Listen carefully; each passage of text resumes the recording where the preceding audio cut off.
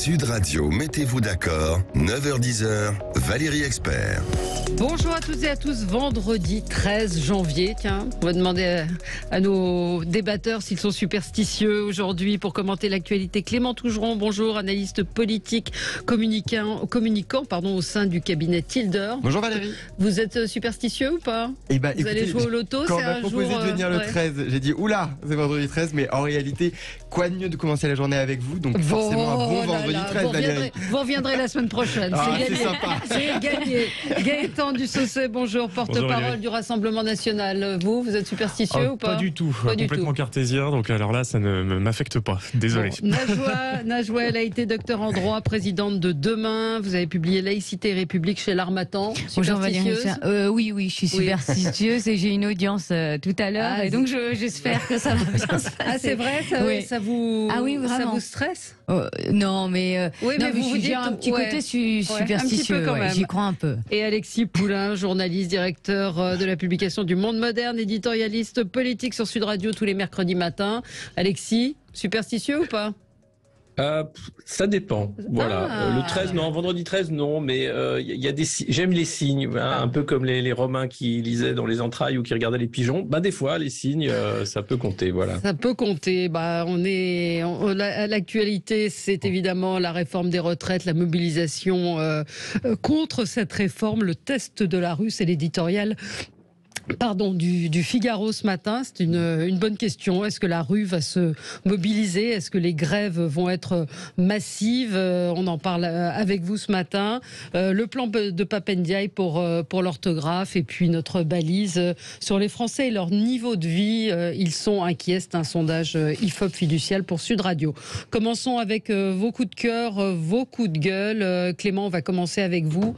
C'est une actualité tragique et révoltante.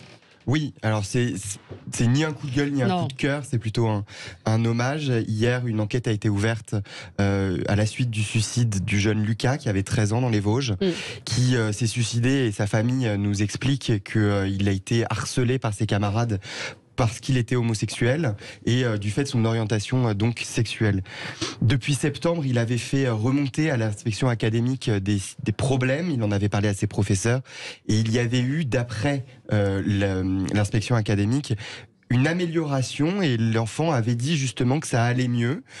Une enquête est ouverte et fera totalement la lumière sur la situation et ce qui s'est passé par la suite, parce que même s'il y a eu du mieux, Lucas s'est suicidé le 7 janvier dernier. Aujourd'hui, dans nos écoles, 12 à 13% aux primaires se font harceler, 10% au collège, et puis ça réduit au lycée 3%. La situation est malgré tout dramatique, on le voit avec cet exemple qui est terrible, et je crois que même s'il y a de plus en plus de paroles qui se libèrent, de plus en plus d'actions qui sont menées et de plus en plus de mobilisation autour de ce sujet, ça reste encore un sujet brûlant, marquant, et qui ramène aujourd'hui beaucoup de personnes, je pense, dans vos auditeurs, et puis même peut-être dans les gens dans ce plateau. Moi, c'est mon cas.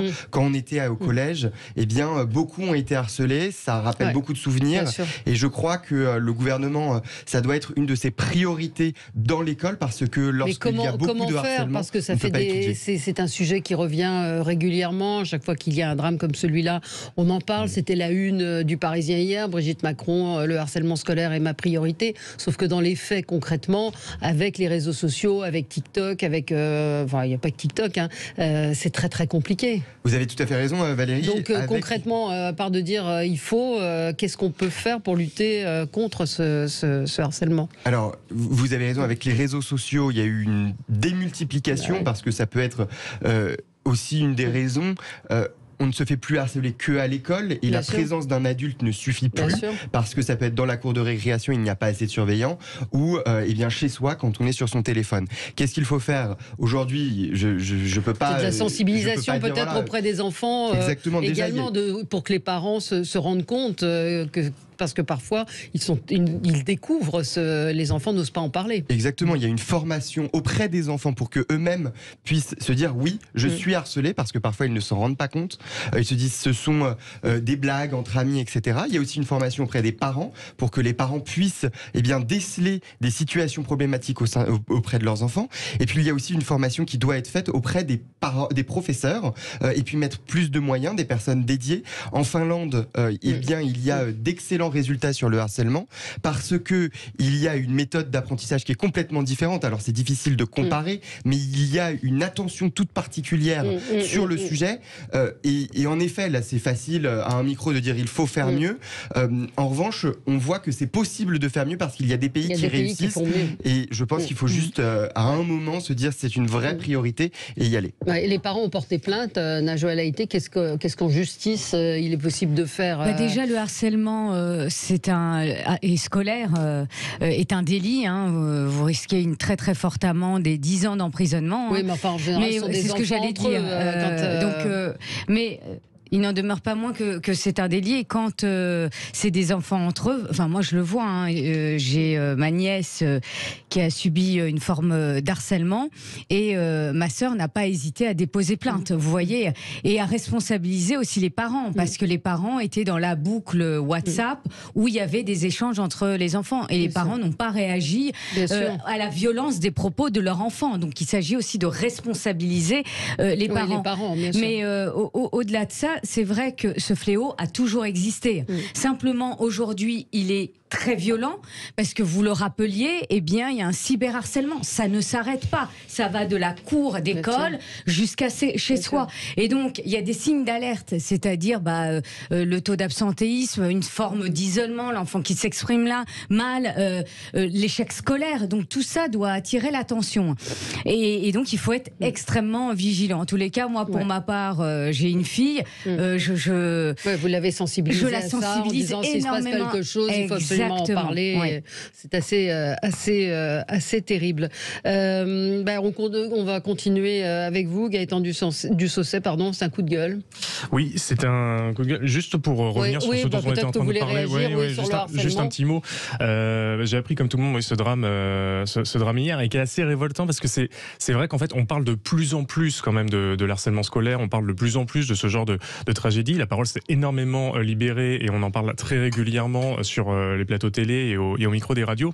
Mais c'est vrai que malheureusement, quand on apprend que ça se reproduit à nouveau, et que finalement on a un sentiment d'impuissance qui nous laisse un peu ahuri, où on se demande mais comment faire, que faire, est-ce qu'on a vraiment tout fait. J'aimerais juste quand même ajouter, c'est pas évident étant donné le contexte, mais quand même une sorte de petite source d'espoir, c'est notamment en ce qui concerne les réseaux sociaux, parce que en réalité, je pense que aujourd'hui, on fait face à quelque chose qui est assez difficile, c'est qu'en réalité, la génération de nos parents n'ont pas connu finalement l'émergence de ces réseaux sociaux, l'omniprésence des téléphones portables, des réseaux sociaux, et du coup ce fil continu entre la cour de récré, ce qui peut se passer dans la cour de récré, et ensuite ce qui nous suit jusqu'à chez nous, jusqu'à notre domicile, qui est censé être un havre un peu plus de paix, un havre un peu plus sécurisé.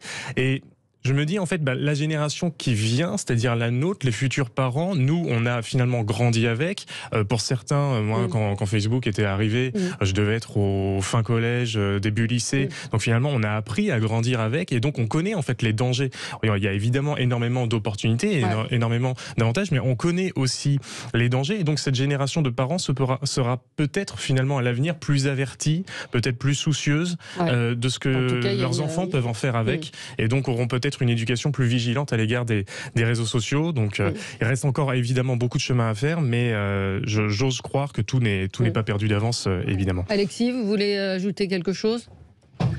Moi, je pense que tout a été dit. Le problème du harcèlement qui conduit à ce genre de tragédie, c'est insupportable de voir que ça reste toujours là, et qu'on n'a toujours pas trouvé l'angle d'attaque finalement, parce que c'est le harcelé qui doit changer d'établissement souvent. Oui, voilà, il y a vraiment sur la prise en charge encore beaucoup à faire. C'est encore davantage sur le plateau des professeurs et des personnels enseignants, et c'est vrai que derrière, avec les réseaux sociaux, je pense que ça dépasse largement le cadre seulement de l'école. collège ou lycée, et sur le harcèlement, voilà, c'est vraiment un problème de société. Je pense que ça va au-delà de simplement des tragédies individuelles, mais je trouve que malgré les prises de parole, malgré la communication autour du sujet, il n'y a pas encore de recette miracle pour limiter et arrêter avec le comportement malheureusement trop humain. Voilà. On continue dans un instant avec vous, vos coups de cœur, vos coups de gueule, et puis la retraite. Dites-nous si vous soutenez cette grève qui s'annonce. Est-ce que vous pensez qu'elle sera suivie? On va en parler avec vous dans un instant. Sud Radio, mettez-vous d'accord, 9h-10h, Valérie Expert. Et nous sommes avec vous jusqu'à 10h pour commenter l'actualité. Alors, tiens, on va passer à Alexis Poulain, puisqu'on était en train de parler de Brigitte Macron, et c'est votre sujet aujourd'hui, Alexis Poulain. Oui, c'est l'omniprésence médiatique de Brigitte Macron. Alors, c'est les pièces jaunes. Ben, exact. Laissez-moi dérouler. Oui, allez-y. Je vous taquine. Je me doute que vous savez que c'est les pièces jaunes et que c'est pour ça qu'on la voit partout. Voilà, c'est les pièces jaunes. Donc, cette opération qu'on ne peut pas critiquer, évidemment, pour essayer d'aider les enfants hospitalisés avec les quelques pièces jaunes qu'on a dans les poches. Même si, en ce moment, ces pièces jaunes, eh bien, elles pèsent, puisqu'il y a l'inflation. L'INSEE vient de sortir les chiffres. On voit quand même que c'est difficile pour beaucoup de nos compatriotes. Alors, elle essaye. Il y a eu un magnifique discours de Christian Estrosi, expliquant qu'elle était un peu une lumière. Je ne sais pas si vous avez vu à Nice, c'était exceptionnel. On n'a pas tout compris, les hommes, les femmes, l'humanité, etc. C'était impressionnant. Regardez-le, parce que c'est assez lunaire, effectivement. Voilà.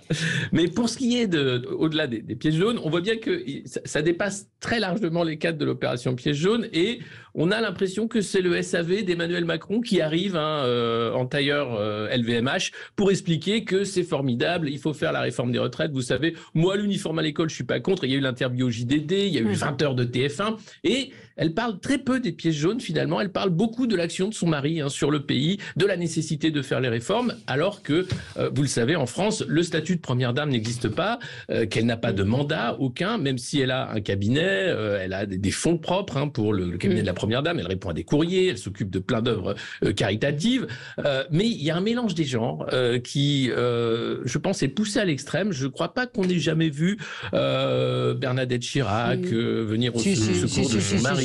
Bon, pas tant que ça. Là, on sent la campagne coordonnée de communication faite pour vraiment faire passer cette réforme des retraites, ou du moins botter en touche. Et je trouve qu'il y a quelque chose d'anachronique un peu, notre République qui continue avec ce décorum ancien régime qui est, pour moi, me choque un peu, et je crois que ça fonctionne. Les Français, visiblement, ne sont pas plus choqués que ça du discours formidable de Christian Estrosi et des prises de position de Brigitte Macron sur à peu près tout et n'importe quoi. Moi, je trouve que c'est un peu déplacé et que c'est pas nécessaire, puisque on a un débat démocratique qui devrait être animé à la fois dans la rue, mais aussi à l'Assemblée nationale. Ouais. Clément Tougeron, vous êtes communicant, vous êtes d'accord ou pas? Parce que je vous trouve très sévère, parce qu'il a parlé, elle parle quand même pas mal des pièces jaunes. Elle a trois grands sujets, c'est le handicap, le harcèlement, et donc généralement le sujet de l'éducation et les hôpitaux. Et donc, là, évidemment, parce qu'il y a une curiosité, parce que c'est la femme du président, on lui pose des questions sur la réforme des retraites. Je ne crois pas qu'on ait son opinion sur l'ensemble des réformes qu'elle mène. Après, qu'elle ait un avis et qu'elle le partage avec son mari, bon, ça, c'est leur vie de couple et c'est à eux. Tant que le président ne partage pas avec elle des informations sensibles d'État, etc. Mais ça, en tout cas, ça n'est pas le sujet. En revanche, ce qu'on peut remarquer, c'est que la première dame, en effet, est visible, notamment sur les sujets internationaux quand elle est avec le président de la République, parce qu'il se déplace beaucoup avec elle. Elle utilise beaucoup le soft power. Vous parliez des tailleurs Louis Vuitton. Moi, je trouve ça un petit peu normal que quand elle se déplace avec le président, ce sont des tenues qui sont prêtées par la maison Louis Vuitton et donc font écho à l'international. Et je ne sais pas si vous vous souvenez, mais quand elle s'était déplacée, il y avait eu une comparaison entre la tenue de Melania Trump et la tenue de Brigitte Macron le jour de l'investiture. Et on avait dit, oui, mais qu'est-ce que Madame Macron est mal habillée, etc. Alors si en plus on l'avait fait habiller n'importe comment, on aurait dit, mais c'est un scandale, elle se fout de la gueule des Français. Bon, là où on peut en effet souligner quelque chose, c'est que je crois que la position de la première dame, qui n'est pas officielle, vous l'avez dit Alexis, peut-être qu'il faudrait se dire, eh bien soit elle est complètement hors des radars, on ne l'entend pas, on ne la voit pas, etc. On lui fait un statut parce que en réalité, toutes les premières dames ont eu une influence. Bernadette Chirac, mais aussi Carla Bruni a beaucoup été visible auprès de son mari. Valérie Trierweiler a eu un impact, alors très court, mais elle en a eu. Danielle Mitterrand sur les droits de l'homme. Parfois, d'ailleurs, elle dérangeait même son mari. Est-ce qu'on fait un statut ou pas ? Et puis voilà, je crois qu'il y avait eu une réflexion en 2017, ça avait été retoqué. Alors, mais c'est un peu l'éternel débat de la position de la première dame en France vis-à-vis de son mari, vis-à-vis des Français, vis-à-vis de son influence sur les débats politiques et l'actualité. Moi, j'ai toujours été, à titre personnel, un peu dérangé par l'idée que l'on puisse statuer ou c'est parce que ça implique quand même de légiférer finalement sur le rôle d'une première dame, parce qu'en réalité, en théorie, aucune première dame ne sera comme les autres. Elle aura la liberté de faire valoir en fonction de sa personnalité, de son trait de caractère, son état d'esprit, bien d'être plus ou moins visible, d'être plus ou moins engagée politiquement dans des causes, etc. Et je trouve que l'idée de statuer, même si en soi, évidemment, c'est pas de lui dire exactement ce qu'elle va faire du matin jusqu'au soir, mais c'est juste d'impliquer un cadre qui pourrait limiter, notamment d'un point de vue financier ou autre, ses fonctions et ses prises de parole. Je trouve que ça retire un petit peu de la liberté de l'individu, de la spécificité du caractère d'une personne. Je pense que certains couples présidentiels bien profitent un peu du côté de l'attrait pour le people, toute la communication qu'on peut faire autour de ça. D'autres auront certainement plus l'envie de préserver cette vie privée, cette vie personnelle. Je pense qu'il faut leur laisser la liberté tant que ça ne va pas jusqu'à des radicalités ou des extrémités qui pourraient choquer les Français. Mais à ce moment-là, ils le feront savoir. Bon, Najwa, vous avez dit ce que vous aviez. Voilà, on va avancer parce que Najwa, vous, c'est un coup de gueule. Alors oui, mon coup de gueule concerne la situation du crack à Paris et puis l'impact déplorable sur les habitants. Parce qu'après le démantèlement du camp de Forceval, un autre quartier est touché à Paris, le quartier Charles-Mite, par ce fléau. Alors c'est un véritable cauchemar au quotidien pour les habitants, des violences, des hurlements dans la nuit, des toxicomanes qui font leurs besoins dans la rue en plein jour devant les enfants, sans compter cette terrible image des enfants accompagnés par les forces de l'ordre. Et ça, ce n'est pas acceptable. Et donc, c'est pour ça que mon coup de gueule porte là-dessus. Et puis, moi, je salue l'investissement des forces de l'ordre, mais qui est nécessaire, mais qui s'avère insuffisante pour enrayer de manière pérenne ce fléau. Et donc, c'est pas qu'une question. Parlez bien dans le micro. Ce n'est pas qu'une question de sécurité publique, c'est aussi une question de santé publique. Alors, je veux bien que l'hôtel de ville de Paris renvoie la balle au ministère de la Santé, au ministère de l'Intérieur, à la préfecture de police de Paris, mais à un moment, il va falloir que tout ce beau monde se réunisse pour trouver des solutions. Parce qu'il y a une mère de famille qui m'a touchée dans ses propos. J'avais participé à un débat et elle disait, mais attendez, est-ce que les enfants et les familles de l'Est parisien, leur quotidien, leur avenir valent moins que les familles et les enfants de l'Ouest parisien? Et donc c'est important de ne pas les oublier. Donc c'est pour ça que j'ai voulu de nouveau remettre en lumière cette situation qui n'est pas acceptable. Non, et surtout, on a aussi droit à des opérations de com régulièrement où on nous explique qu'on nettoie tout, que tout ça est terminé et ce n'est pas terminé. Et puis, on peut saluer aussi les habitants de Marseille, de cette cité, qui se sont mobilisés pour faire partir les dealers. Il y a eu un reportage dans la semaine sur Sud Radio. Ça a fonctionné. Jusqu'à quand, on ne sait pas. Mais en tout cas, qu'aujourd'hui, ce soit des femmes en particulier qui se sont mobilisées, ça prouve aussi l'impuissance face à cette situation. Je lisais ce matin un article sur Marseille, justement, où ces gens disaient, mais nous, on ne veut pas donner notre carte d'identité quand on va rentrer chez nous, ce qui se passe dans un certain nombre de quartiers, ou encore avoir des guetteurs en bas, assis sur des chaises. Et là, on se dit, quand on est un peu citoyen, un peu naïf, que fait la police? Mais on en est loin de tout ça. Ma seule question, alors c'est vraiment une question. Vous parliez justement de ce renvoi de balle entre ministère, préfecture, Paris, de manière purement légale. Qui a la compétence sur le sujet concrètement? et voilà, enfin, c'est vraiment une question parce que je partage complètement le coup de gueule. Après, j'avoue que je ne connais pas suffisamment le sujet. Non, mais on voit bien que ça continue.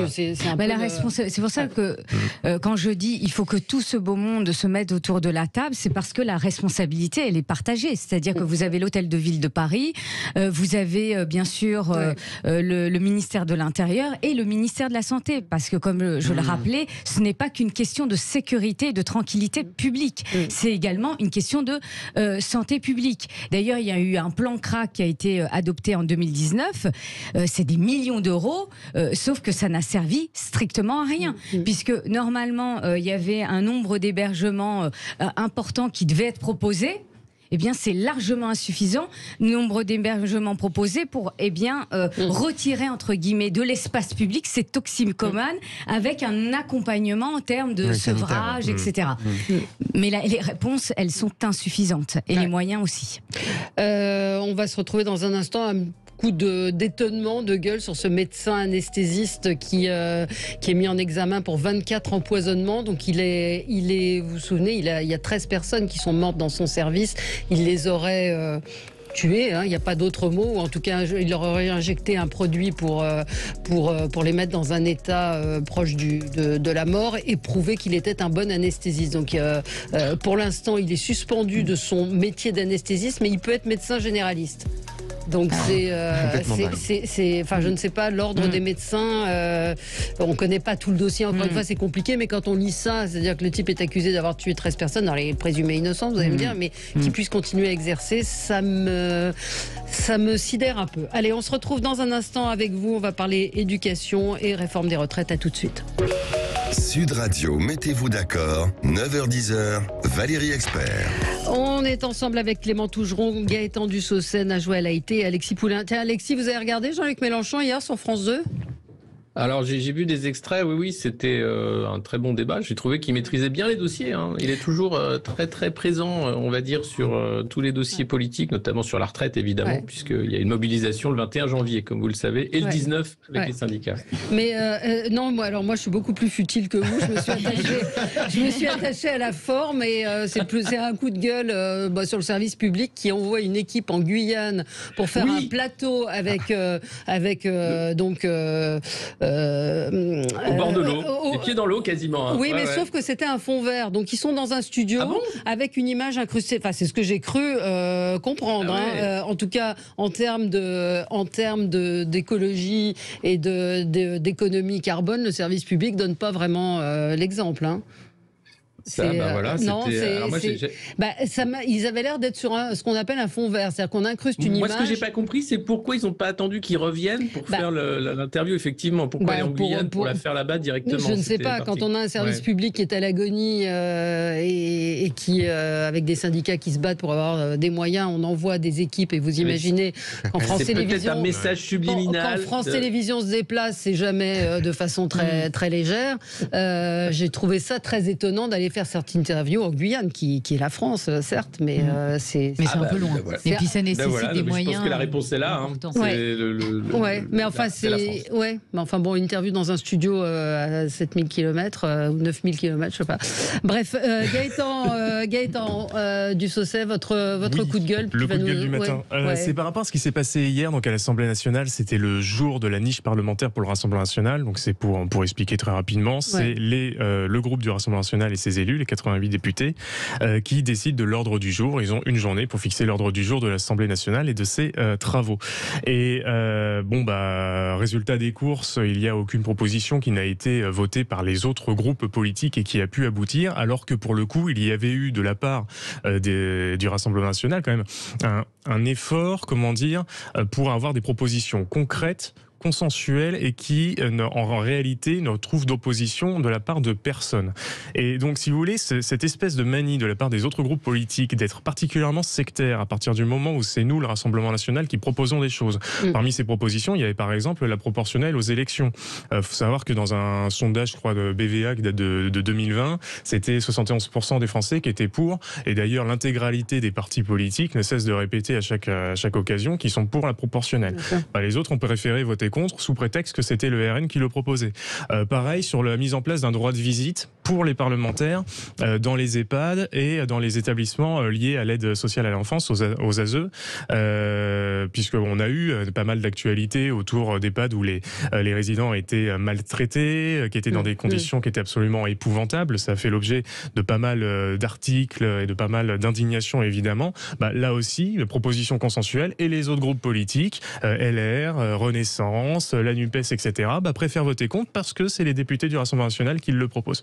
Donc je trouve que tout ça, ça va complètement à rebours des attentes des Français, la manière dont les Français attendent de leurs responsables politiques qu'ils fassent de la politique, à savoir qu'on se mette autour d'une table, qu'on discute, et que sur des propositions comme celle-là qui sont si consensuelles, on soit capable de sortir un peu des étiquettes politiques et de les voter tous ensemble quand ça sert l'intérêt des Français. Oui, ça vous fait rire, Clément? Parce que c'est un petit peu le principe de la démocratie. Oui.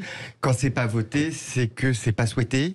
Et, oui, mais est-ce que c'est pas souhaité? Eux-mêmes ont proposé les mêmes choses quelques mois avant. L'histoire racontée comme ça, elle est belle. Ouais. Mais revenons par exemple sur la proportionnelle. Je suis désolé, mais on ne règle pas une question constitutionnelle dans une niche parlementaire. Enfin, c'est un sujet qui est très large et je pense que notre collègue de plateau sera d'accord. C'est une question extrêmement large. On ne va pas régler un problème de constitution en uniquement 2 heures. On prend un autre sujet, l'uniforme à l'école. L'uniforme à l'école, vous dites, oui, tout le monde est pour. Non, c'est faux. De 2, on ne règle pas ce sujet en un article, l'article du Front National, du Rassemblement National, excusez-moi, sur le sujet de l'uniforme, eh bien c'était on met un uniforme. Mais attendez, il n'y a pas que ce sujet-là. Il y a savoir qui paye, il y a savoir et comment on fait pour le public, le privé. Oui, ça là-dessus, on est entièrement d'accord. Ça là-dessus, il n'y a pas de problème. Donc en fait, c'est la possibilité pour le Rassemblement National de mettre un texte en disant c'est consensuel, c'est vous qui êtes méchants avec nous. En réalité, il y a beaucoup de textes qui n'étaient pas assez creusés. Après, sur l'EHPAD, moi je n'ai pas creusé le sujet, donc j'en sais rien. Et sur d'autres sujets, je les ai pas sujets. Mais sur 2 sujets, par exemple, que je vous montre, c'est principalement un coup de com'. On peut par exemple reprendre par exemple la proposition de loi sur l'uniforme. Le but justement d'un débat parlementaire, c'est aussi que les autres groupes viennent justement compléter. Sur la question de l'uniforme, on sait qu'il y a pas mal quand même d'autres groupes qui sont aussi d'accord avec nous. Renaissance envisageait d'ailleurs de déposer un texte qui permettrait d'instaurer le port de l'uniforme à l'école. Non mais bien sûr, mais bon, après quand vous regardez, je crois que c'est 63% des Français qui sont favorables au port de l'uniforme à l'école, etc. Donc c'est quand même une proposition qui fait consensus. Et le but d'un débat parlementaire, c'est aussi justement quand il peut y avoir quelques manquements ou choses comme ça, et bien à ce moment-là de compléter par le biais d'amendements pour corriger, ajouter les articles qui seraient nécessaires pour mettre en place la proposition de loi. Mais eux ont préféré ne pas faire ça, ils ont préféré rejeter juste parce qu'il y avait vous dites systématiquement, c'est ce que si on élargit et qu'on sort du sujet uniquement de l'uniforme, c'est que vous dites à chaque fois que le Rassemblement national propose quelque chose, c'est forcément personne ne votera avec vous. Ce qui est vrai à l'Assemblée nationale, nous on le constate aussi dans d'autres hémicycles. Je vois par exemple au Conseil régional, par exemple, de temps en temps, on pose des amendements qui sont plutôt assez bons, qui vont dans le bon sens, etc. Et là, typiquement, nous, c'est la majorité de Valérie Pécresse. Eh bien, qu'est-ce qu'ils font? Ils rejettent l'amendement du Rassemblement national et ils déposent dans la minute qui suit exactement le même amendement à la lettre près pour que ça soit voté avec l'étiquette de la majorité régionale. Donc ça, c'est une technique, c'est une manière de faire dans la politique qui, je pense, fatigue quand même pas mal le monde, parce que lorsque les Français, en juin dernier, ont décidé quand même de mettre Macron en minorité et de faire en sorte d'avoir un peu plus de diversité, de pluralité d'opinions au sein de l'Assemblée nationale, je pense qu'ils s'attendaient à ce qu'on puisse avoir d'autres pratiques, des pratiques à chercher le consensus, à échanger, à dialoguer. Et malheureusement, les autres députés ne montrent pas l'exemple dans cette matière-là. Bon, c'était... mais au-delà du fait, en effet, qu'il y a des projets de loi qui se votent pas en 2 heures, et puis ça nécessite des débats, surtout quand ça nécessite de longs débats et des approfondissements. Donc ça, on est d'accord sur certaines thématiques. Mais avouez, puis il faut pas être naïf, c'est qu'il y a une réticence, comme disait le politologue Jean-Yves Camus, à donner une victoire politique au RN et à mélanger les voix au ciel. C'est ça, parce qu'il y a une des thématiques qui porte notamment sur les violences conjugales.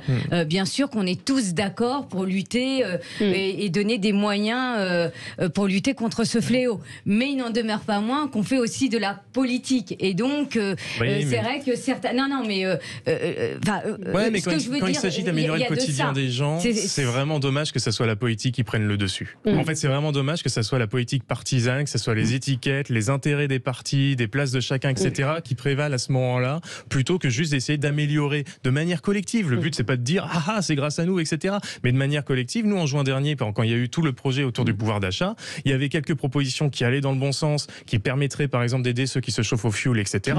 On les a votées, même si c'était pas un amendement qui venait du Rassemblement national, parce que ça permet d'améliorer un peu le quotidien. Faisons-le ensemble. Alexis.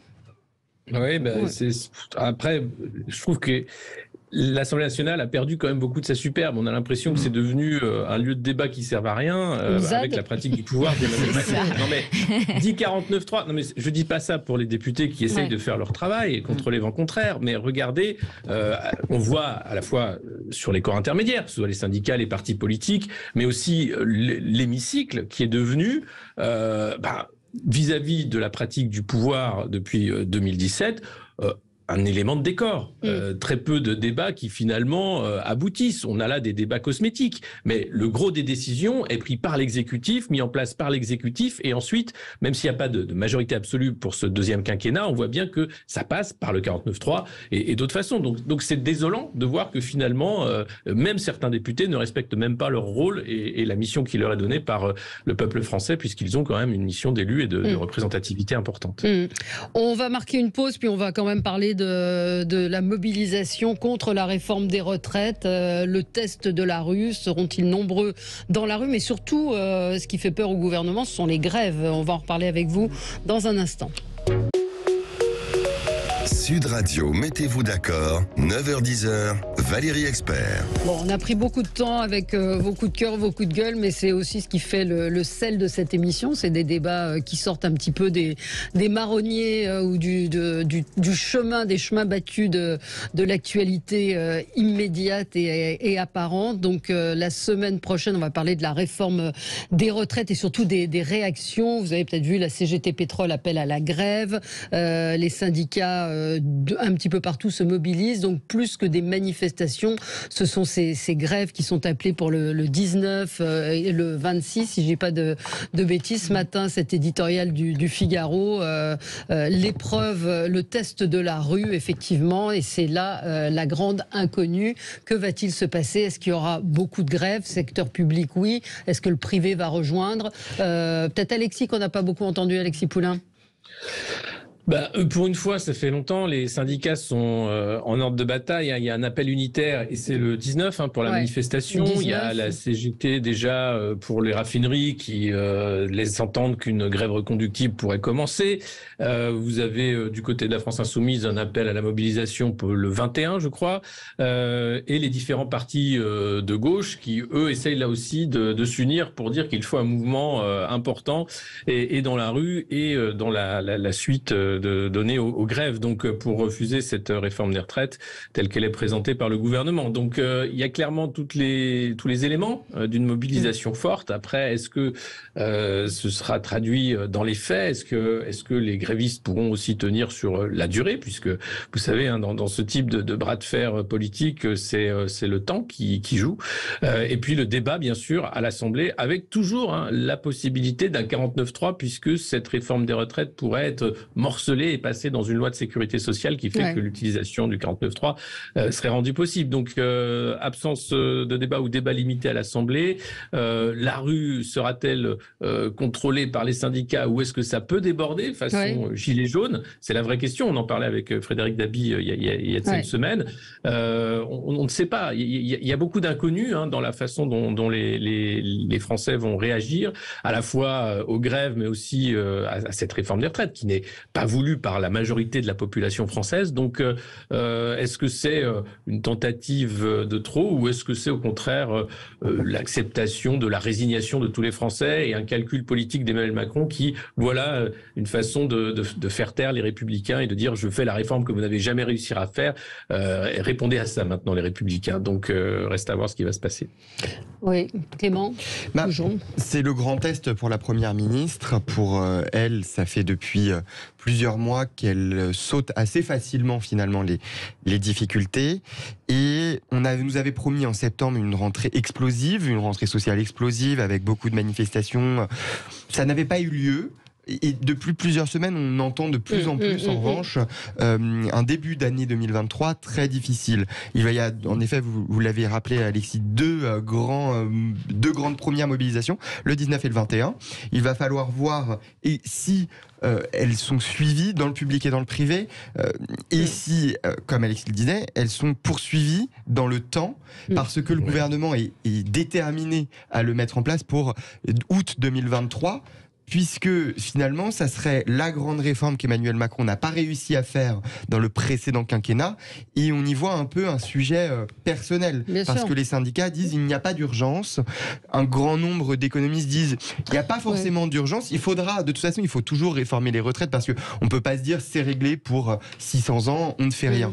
Mais est-ce que c'est une réelle urgence en 2023, là où il y aura une difficulté en 2030 Donc, beaucoup pointent le sujet personnel. Finalement, pour la Première ministre et son gouvernement, c'est le grand point, avec un élément principal, c'est que je dirais que la Première ministre est montée en frontal sur le sujet, vraiment. Assez peu ses ministres, de manière épisodique, Bruno Le Maire, Olivier Dussopt, mais c'est plutôt elle qui a pris le sujet. Et s'il y a un échec total, elle risque d'en prendre une affectation personnelle et donc une égratignure politique très forte. Mais est-ce qu'il y aura une mobilisation dans la rue? Enfin, c'est difficile, on n'est pas Madame Irma. Christine Bouillot, qui est à Toulouse, qui est notre correspondante pour Sud Radio, disait qu'elle sent, elle, une colère montée, et elle a le sentiment, on verra, qu'il y aura une forte mobilisation, à la fois peut-être dans les manifestations et peut-être aussi dans les grèves. Mais en tout cas, que la colère, elle est bel et bien là. Comment elle va se traduire, je ne sais pas. Parce qu'il va y avoir un mélange de tout. Il y a la réforme des retraites, mais il y a la baisse du pouvoir d'achat, il y a l'énergie, il y a plein de choses. Najwa? C'est vrai que l'addition de tout ça fait qu'il y a un climat quand même assez explosif socialement. On pensait que les Gilets jaunes, parce qu'il y a une manifestation récente des Gilets jaunes qui a fait un flop sur le pouvoir d'achat. Comme vous le disiez, cette colère, elle est bien là, elle est bien présente, mais est-ce que ça va se traduire dans la rue? Mais en tous les cas, ce qui est historique, c'est qu'il y a une action commune de tous les syndicats. C'est la première fois depuis 12 ans. Donc, est-ce que ça va être suivi d'effet? D'ailleurs, le gouvernement est plus inquiet par l'appel de la CGT pétrole, qui fait craindre la pénurie du carburant, parce qu'on va revenir encore sur un épisode qu'on aimerait bien oublier, les files de queue pour prendre l'essence, le stress qui va avec. Mais il y a une colère vraiment, on la ressent profonde des Français. Et cette réforme des retraites, elle est plutôt majoritairement rejetée par les Français. Très intéressant sondage dans le Figaro ce matin, où il n'y a que 26% des Français qui sont favorables, Gaëtan Dussel. Oui, mais c'est évident, parce que cette réforme des retraites, déjà, elle arrive à un très mauvais moment. Alors, on sait que ça faisait plusieurs semaines, plusieurs mois que... c'est jamais le moment, si on se met... c'est jamais le moment. Peut-être que c'était jamais le moment, mais peut-être on n'aurait jamais pu avoir cette occasion de choisir le pire moment, parce que c'est vrai que début 2023, explosion des factures d'électricité, baisse du pouvoir d'achat, inflation, explosion des prix, c'est vraiment le pire moment pour sortir une réforme antisociale comme celle-là. Et d'autant plus qu'elle est profondément injuste et surtout injustifiée économiquement. Je sais qu'on mentionne très souvent à longueur de plateau le fameux rapport du COR, du Conseil d'orientation des retraites, mais qui nous explique quand même une chose, c'est que économiquement, notre système de retraite, malgré tout ce qu'on peut dire et malgré toutes les lubies finalement de ce gouvernement ultralibéral d'Emmanuel Macron, se porte plutôt bien. Quand on vous explique que notre système de retraite aujourd'hui représente grosso modo 14% de notre PIB, et qu'en 2070, c'est-à-dire dans plus de 50 ans, ça représentera également à nouveau 14% du PIB, c'est que tout est relativement stable. Je crois que le manque en réalité d'ici quelques années sera de 10 milliards annuels. 10 milliards, c'est rien. On ne change pas finalement tout un système de retraite, toute une façon de vivre ensemble dans une société, du soin que l'on donne à nos aînés, de ce moment de vie qu'ils ont, de cette nouvelle vie comme on dit. On ne change pas tout ça pour uniquement 10 milliards d'euros annuels. C'est profondément injuste et injustifié. 14, Alors maintenant, voilà, on a 14 milliards de déficit. Oui, non mais d'accord. C'est vrai que quand on vous dit qu'il y a 1000 milliards de déficit, on peut s'assouvir. Ça se justifie pas. Alors maintenant, qu'est-ce qui va se passer la semaine prochaine? Comme vous le disiez, on va pas jouer au Madame Irma, et on verra bien bien, et il faudra constater. Nous, ce que l'on espère, c'est qu'il puisse y avoir, pareil, une prise de responsabilité au sein de l'Assemblée nationale, puisque de fait, aujourd'hui, c'est le seul. Il faut que les députés de l'opposition prennent leurs responsabilités. Et il est vrai que le Parti des Républicains, en allant négocier finalement avec le gouvernement, on ne sait pas trop quoi d'ailleurs, eh bien finalement montre qu'ils ne sont pas du tout dans l'opposition à la politique d'Emmanuel Macron. Ils ont fait le choix volontaire de soutenir une réforme qui n'est pas soutenue par la majorité des Français. Ils ont fait le choix de soutenir la politique d'Emmanuel Macron. Ils se sont complètement discrédités dans tous les discours qu'on a pu entendre, notamment de la part de monsieur Éric Ciotti, en essayant de faire valoir qu'ils étaient l'opposition à Emmanuel Macron. On voit qu'une fois de plus, ils vont juste se servir de béquilles ou de voitures balais à la Macronie. Bon. Tant pis pour eux, je ne pense pas qu'ils s'amélioreront davantage dans les urnes aux prochaines élections.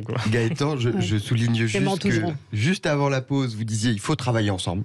Et il faut tout faire ça avec nous, travailler avec nous. En revanche, là, vous dénoncez le fait que vos collègues veuillent travailler avec un autre groupe politique. Donc, quand c'est les autres, c'est vraiment mal. Quand c'est nous, c'est bien. Mais c'est bien, c'est que les LR arrêtent pas de dire. Même l'électorat des LR, à 50%, est opposé à cette réforme des retraites. Et malgré tout, ils se disent non, on va pas suivre les pas de nos électeurs sur la réforme des retraites. C'est juste une message, j'ai pas d'opinion sur la réforme des retraites. Oui, les LR, ils y étaient pour, ils y étaient favorables. Je disais tout à l'heure, cette réforme des retraites, c'est un peu une pierre de Rosette, quoi. C'est l'idée de dire finalement, Emmanuel Macron va atomiser les LR parce que c'est la réforme qu'il souhaite faire, parce qu'on ne peut pas la critiquer finalement quand on est républicain, du camp des républicains. Et donc pour lui, c'est vraiment un boulevard pour finir le travail qu'il a commencé. D'abord, atomiser le Parti socialiste, on voit qu'il y a un congrès actuellement, et puis ensuite, atomiser les républicains avec là, ceux qui vont forcément devenir macronistes avec cette réforme qui risque de passer avec l'aide des Républicains. Donc c'est aussi, au-delà de la réforme demandée par l'Union européenne, réforme systémique du système des retraites, un outil majeur de refondation politique pour ancrer dans la durée le parti d'Emmanuel Macron qui pourrait ne pas lui survivre. Mais là, on voit bien que derrière ça, il y a quelque chose qui va refonder la politique française. Le sondage Odoxa du Figaro posait cette question. Vous, personnellement, êtes-vous favorable ou opposé au recul de l'âge légal de départ à la retraite ? 62% y sont opposés. Et assez intéressant sur la responsabilité. Si le pays devait connaître des blocages importants du fait de cette grève, qui du gouvernement ou des syndicats serait selon vous responsable ? 61% des Français interrogés répondent le gouvernement et non pas les syndicats. C'est-à-dire que c'est de la faute du gouvernement, tout ce qui est en train de se passer. Le soutien au mouvement de grève est de 65%, qui est quand même un taux assez élevé. Si vous avez très élevé. Et c'est pour ça qu'il va y avoir une guerre de l'opinion qui va se faire jour, parce que là, il est question de communication. 60% des Français qui ne veulent pas de cette réforme, c'est quoi la démocratie ? Est-ce que c'est passé en force avec un 49.3, une réforme demandée pour avoir des fonds européens et qui est un moins-disant social, il ne faut pas se leurrer, c'est pas du progressisme, certainement pas. Ou bien, est-ce que là, il y a la résignation qui va se faire jour parce que la communication va faire en sorte qu'on n'a pas le choix, vous savez, les Français sont pris en otage. Mais là, on voit bien que ça commence du côté des grévistes, du côté des gens qui vont se battre pour les acquis sociaux. Après, à voir comment ça peut tenir dans la durée, c'est là toute la question, notamment dans les mouvements de grève. En tout cas, dans les sondages d'opinion, les Français sont en colère, sont opposés à cette réforme. Comment vont-ils réagir ? On n'en sait rien. Non, simplement dire que Alexis a raison quand il dit il y aura une guerre de communication. Elle a déjà commencé, on le voit sur les plateaux télé et ailleurs. Donc un rapport de force s'établit, il s'établit en termes de com, comme je le disais, mais il va s'établir aussi dans la rue. Et donc quand je parlais des CGT, de la CGT raffinerie, mais aussi transport, etc. Là aussi, on ne sait pas jusqu'où ça va aller. Ça, c'est sûr. Bien sûr. À suivre, on sera évidemment là pour observer, commenter avec vous sur Sud Radio dans un instant. On a le droit de faire grève, du coup, nous, ou pas C'est toute la question, c'est la question du privé et du public. C'est plus facile quand même de faire grève quand on est dans le public que dans le privé. Non, vous êtes d'accord avec ça ? Oui. Je crois, oui. Donc je pense qu'on fera pas grève. On portera un brassard. Valérie a donné sa directive. mais on portera un brassard ou je ne sais pas, peut-être, pourquoi pas. Mais pour tout vous dire, je me posais la question ce matin en me disant, et si je faisais grève? On verra. Rendez-vous le 19 ou pas, on verra. Merci à vous. Dans un instant, l'émission Média. Merci.